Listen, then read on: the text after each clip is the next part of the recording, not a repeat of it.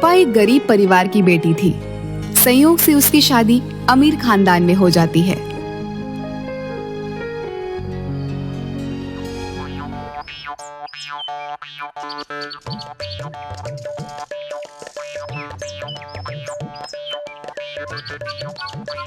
ए जी, आपका घर तो बहुत बड़ा है, लेकिन कोई भी घर में पंखा नहीं है। पहले बोले होते तो पापा से बोलकर एक पंखा मंगवाई देते। बताओ अब क्या करें, आप भी ना। पगली, पंखा इसलिए नहीं लगाया क्योंकि हमारे यहाँ एयर कंडीशन लगा हुआ है और इसके होने से पंखे की जरूरत नहीं होती। ओह, एयर का कमीशन तो हमारे गांव में भी लेता है बिजली वाला। 4 पंखा का 400 रुपए कमीशन लेता है, पर हमारे पापा 200 रुपए देकर काम चला लेते हैं। कहो तो पापा से बात करके यहाँ भी सेट करवा दूँ। बताओ, बहुत जान पहचान है पापा की। अरे पगली, उसे कमीशन कहते हैं और इसे कंडीशन। तुझे कैसे बताऊं अब? हाँ, कंडीशन लेकर हमारे गांव में सब कमीशन ही जानत है, कंडीशन कोई नहीं जानत।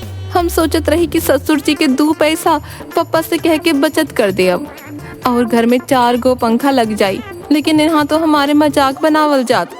अब से हम कुछ ना बोलब, कौनो फायदा ना बा बोलन का। उड़ावा और मजाक उड़ावा।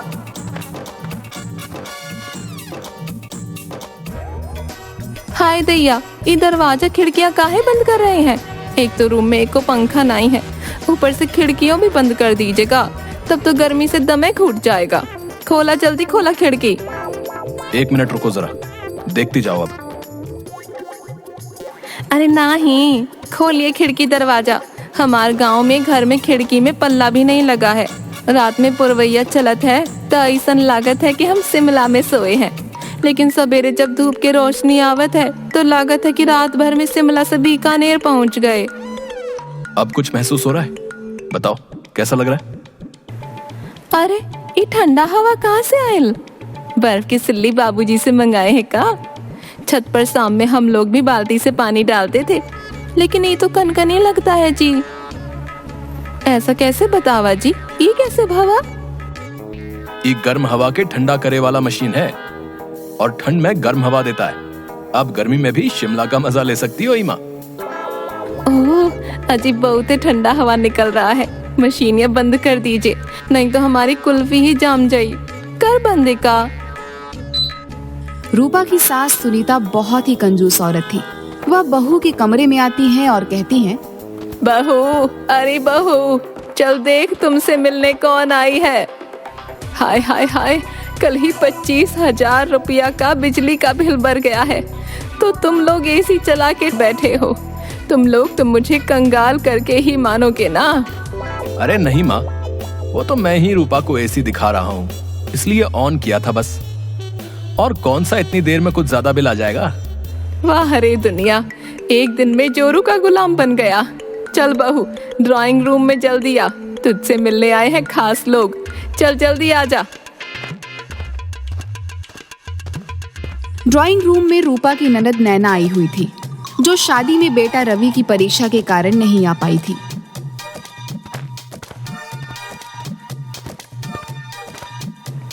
अरे भैया, कहाँ छुपा के रखे हो अपनी रूपमती को? मम्मी के कहने पर भी अभी तक झलक नहीं दिखलाई है। अरे, अभी तक नहीं आई?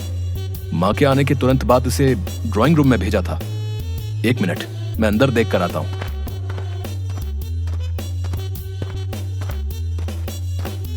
ए जी, इधर आओ ना, एक बात पूछनी है आपसे। अरे, तू यहाँ खड़ी है और नैना ड्राइंग रूम में वेट कर रही है। वही ड्राइंग रूम तो खोज रही हूँ पिछले आधे घंटे से। एक यहीं पर तो ड्राइंग लगी हुई है, पर ससुरी रूम कहाँ है यहाँ? आप ही बताओ, मैं क्या करूँ? अरे पगली, ड्राइंग रूम बाहर के कमरे को कहते हैं, जहाँ मेहमान लोग आकर बैठते हैं। अब चल जल्दी, नैना कब से वहाँ बैठी हुई है। हाय दैया, वो तो हमारे गांव में द्वार कहलाता है। चलिए चलते हैं।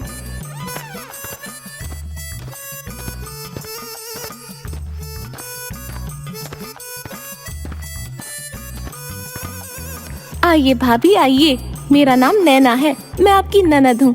मेरा बेटा रवि का एग्जाम था, इसीलिए शादी में ना आ सकी।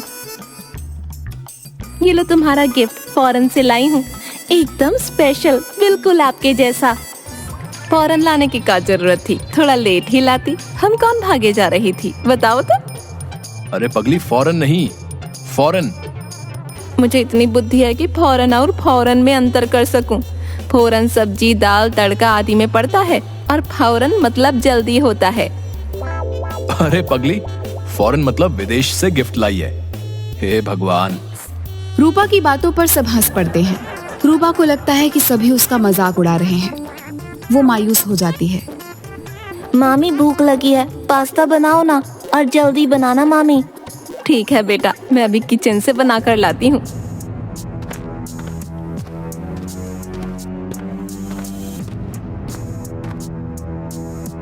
पिस्ता को अमीर लोग आजकल पास्ता कहते हैं शायद। पिस्ता लेकर ही जाती हूँ। लो बेटा, अपना पास्ता खा लो। पर मामी ये तो पिस्ता है। हाँ, हम लोग तो पिस्ता ही कहते हैं। आप जैसे आजकल के बच्चे पास्ता कहते हैं, इतना तो पता है मुझे। अरे पगली, पास्ता मैगी जैसा होता है और पकाया जाता है। रूपा पैर पटकती हुई अपने रूम में चली जाती है और देखते ही देखते रात हो जाती है। तभी रूपा देर रात बाथरूम जाने के लिए उठती है। उसी समय नैना कान में ब्लूटूथ हेडफोन लगाए हुए गाना सुन रही थी और लॉन में टहल रही थी। बीच बीच में वो गाने की रिदम पर थिरक भी रही थी। रूपा की नजर जब लॉन में थिरकते हुए नैना पर गई तो उसे लगा कि नैना को मिर्गी आई है और वो दौड़ के जाकर ससुर जी वाला जूता ले आई और नैना को सुघाने लगती है। जूता की बदबू से नैना बेहोश हो जाती है। कुछ देर बाद होश आने पर नैना कहती है, भाभी, ये सब क्या किया आपने? आपने मुझे जूते क्या सुंघाए?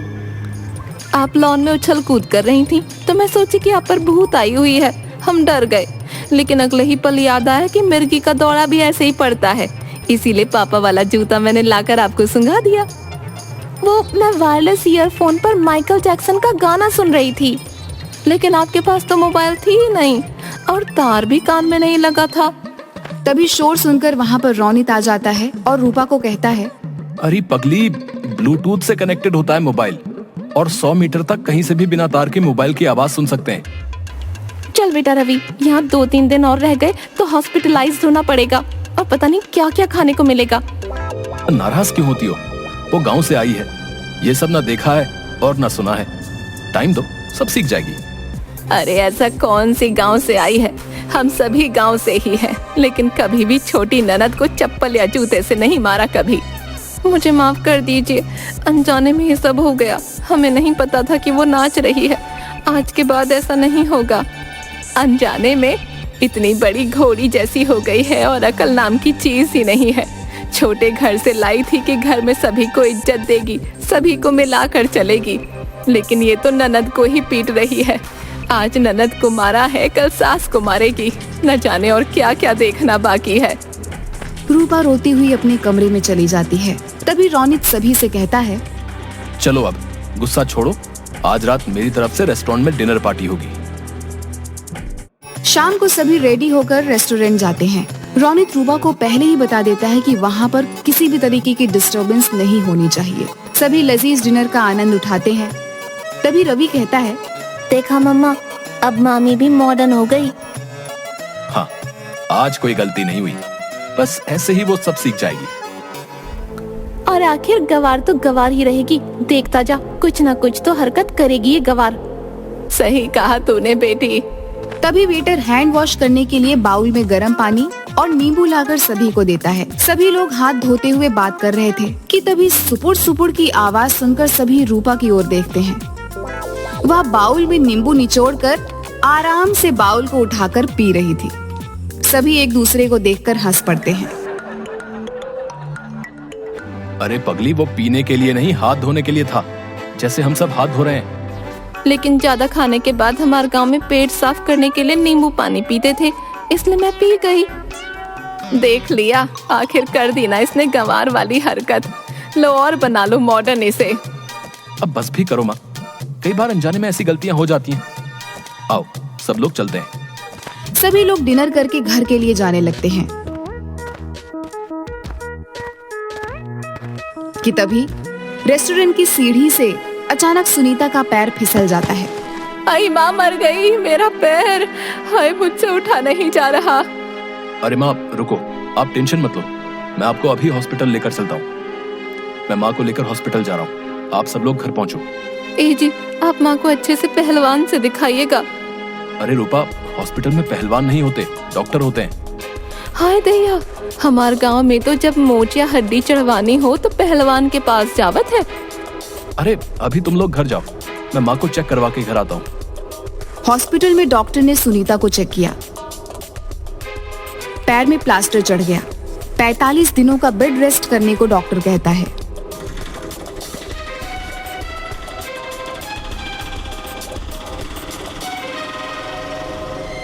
उस टाइम रूपा ने सुनीता की जी जान से सेवा की।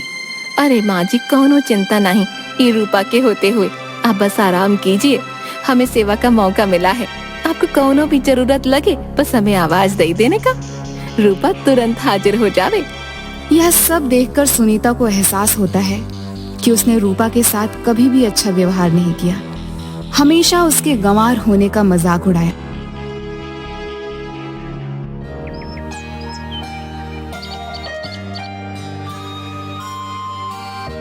बहू, थोड़ा इधर आना। मैंने तुम्हारे साथ कभी अच्छा बर्ताव नहीं किया, लेकिन तुमने कभी पलटकर जवाब नहीं दिया, बल्कि मेरी सेवा जी जान से की। ये ले घर की चाबी पकड़ और संभाल अपने घर को। ये घर मेरा नहीं, सभी का है, और आप घर की एक मालकिन। मेरी माँ नहीं थी, लेकिन आपने मुझे माँ बनकर समझाया। जिसके इतने अच्छे संस्कार हो वो गरीब कैसे हो सकता है? तू इस घर की बहू नहीं, बेटी है।